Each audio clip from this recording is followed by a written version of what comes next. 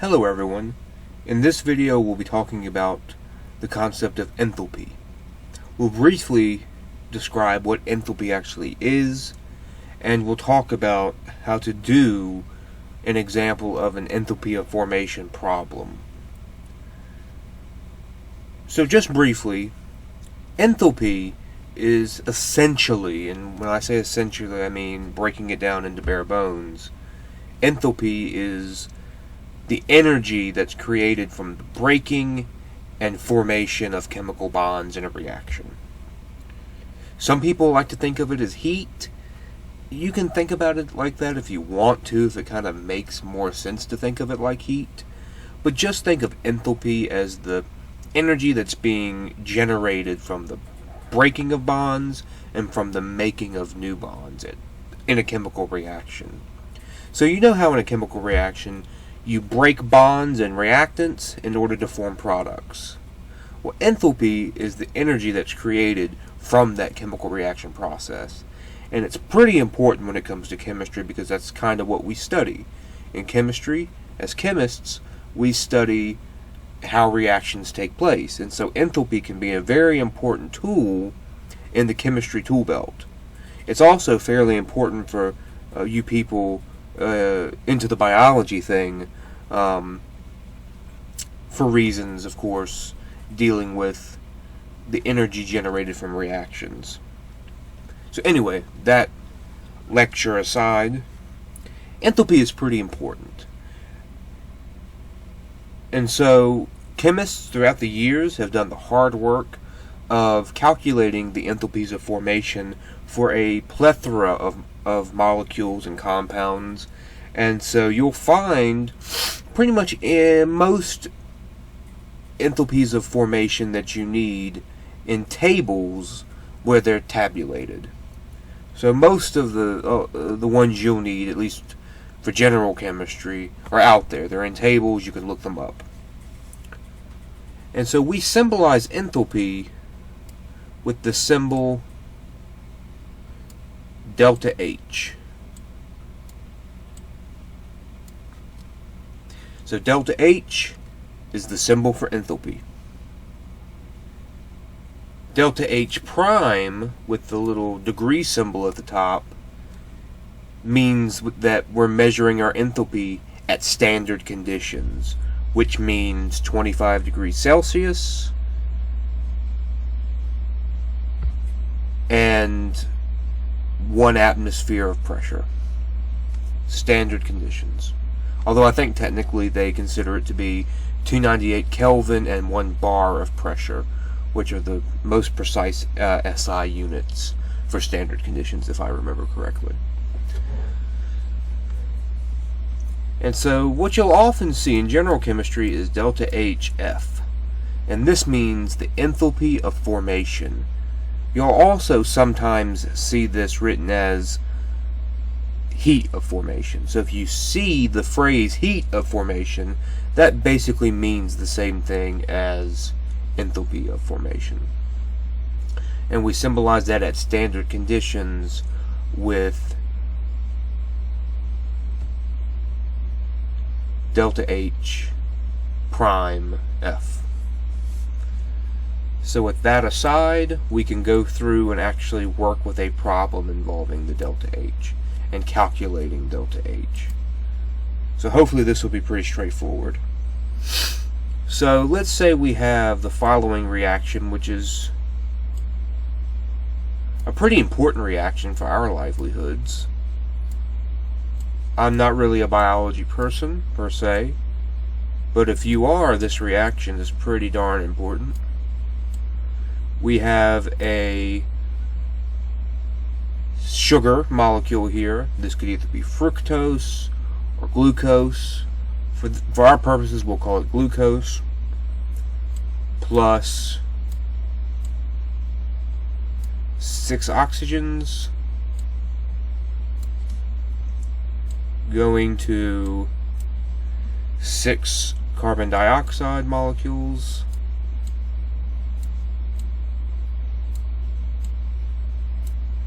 plus 6 water molecules.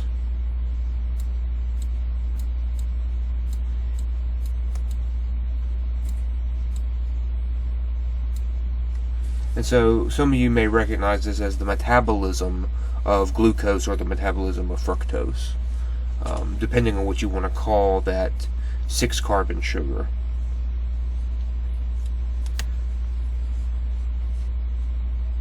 So what we want to know is we want to know the enthalpy of formation for this reaction. We want to know the delta HF for this reaction. And so for that, we're going to need to know the equation for the delta H, the formula for delta H reaction. So the delta H of a reaction is calculated using the following equation. So the delta H of the reaction is equal to the sum of N products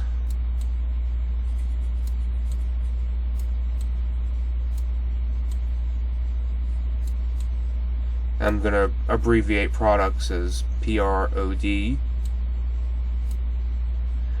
minus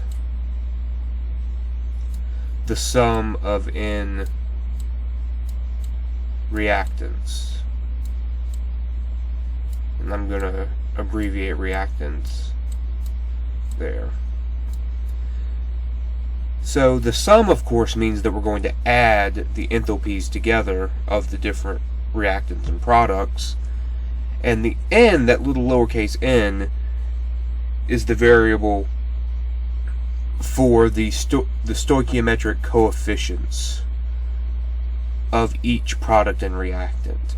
So you'll multiply each individual enthalpy by that molecule's stoichiometric coefficient. And I'll show that in a second. That might make a little more sense when you actually see it. So, of course, you would have to look up some of these in a table. In fact, you would have to look all of them up in a table, except for oxygen. Remember, and maybe I should have pointed this out in the beginning, but elements in their natural state have an enthalpy of 0. So I'm talking about elements that are in their elemental form.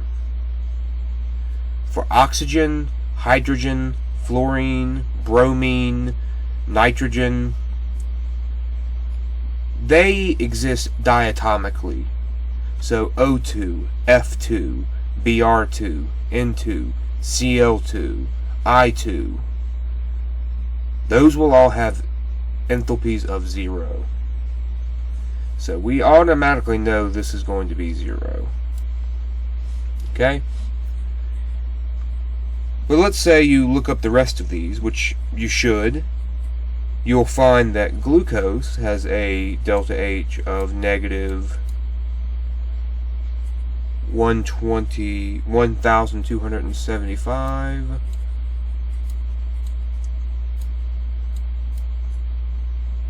kilojoules.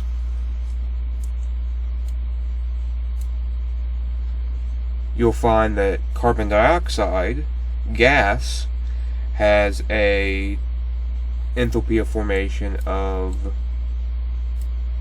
393.5,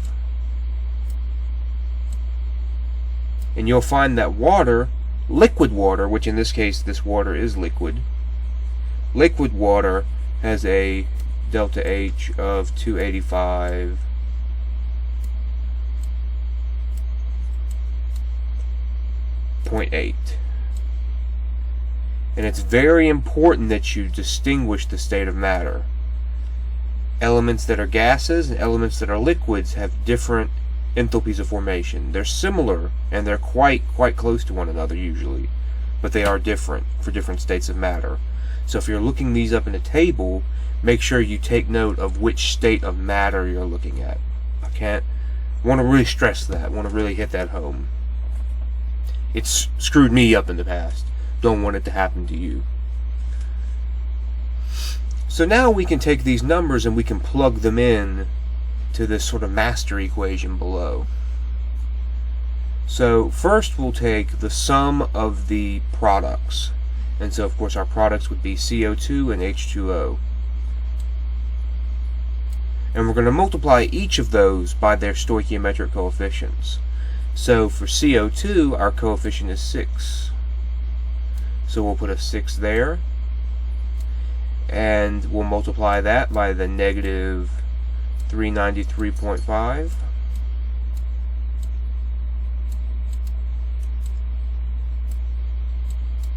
Like so. And we'll add that to the H2O, which is 6 times negative 285.8.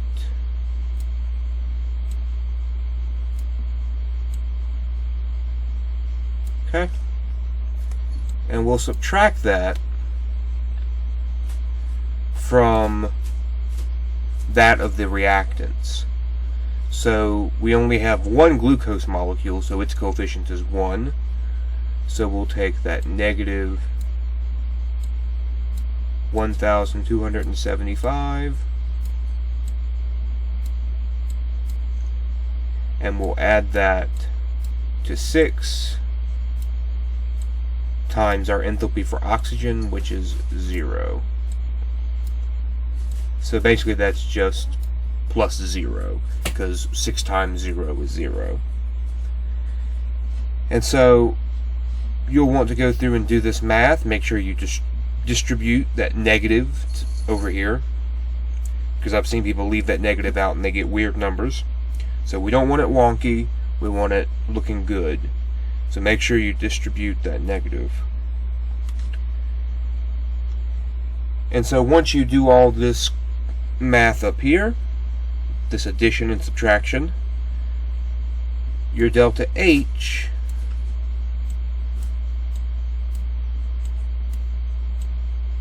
prime of formation for the reaction is going to equal negative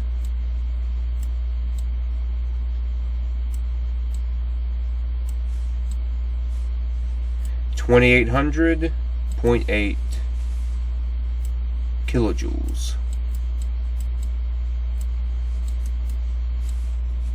Got a little carried away with that J, but you get the point. And definitely make sure that you include your units. Units are very important in science. You can't leave them off. You could theoretically kill somebody by leaving off units. Big difference, for example, between a milligram and a gram. Big difference between a joule and a kilojoule. Include the units. You might save a life one day by using correct units. And so now that we have our answer, it might be good also to interpret what this answer actually means. So when it comes to enthalpy, you can have two different scenarios. You can have a delta H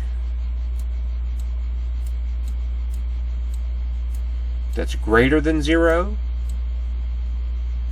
so positive, or you can have a delta H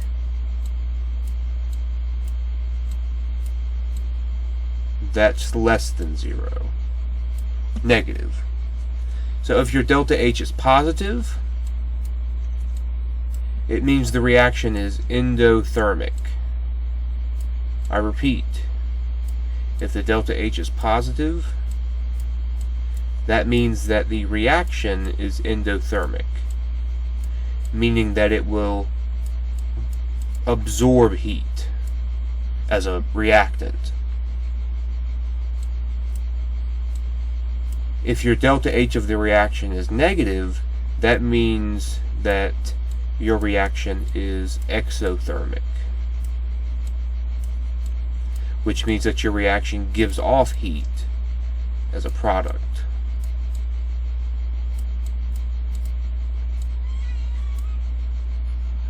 So in this case, our reaction has a negative delta H, which means that this glucose metabolism is an exothermic reaction, meaning that it gives off heat.